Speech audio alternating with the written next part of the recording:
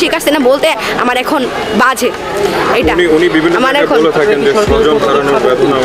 হ্যাঁ স্বজনের মেয়েরা তো বুঝেনি তো ওর বাপ ছিল কম্বল চোর আর ও হচ্ছে ভোট চোর বুঝছেন এক কথাই বলি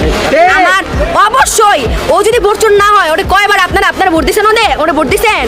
কয়জন বুকে হাত দিয়ে বলতে পারবে যে আজকে আমি শেখ হাসিনায় ভোট দিছি ওরা আমরা একবার বসাইছি আরো কত বছর ধরে বসে আছে আচ্ছা ওর কি একটু ইগোতে লাগে না ভাই এত মানুষ আমি ওর হাঁটুর সমান বয়সের হয়তো হব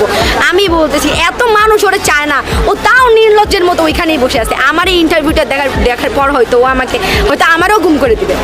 কারণ ওর কোনো বিশ্বাস নেই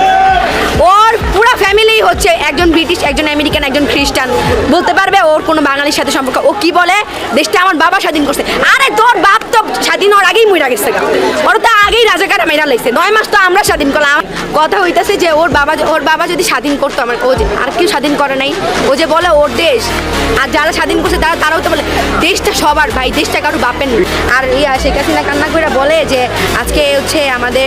আমার কোল কি যেন কোল খালি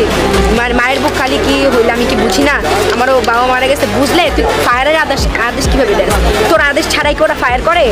তুই আর্মি নামাই দিছিস বিজেপি নামাই দিছিস আনসার নামাই দিছিস পুলিশ নামাই দিছিস তোর আদেশ ছাড়াই কি ওরা ফায়ার করে আমি এমন পুলিশও দেখছি যারা হেলিকপ্টার থেকে আমাদের ওই ক্ষমা চাইতেছে বলতেছে আগাই যান এমনও পুলিশ দেখছি আমরা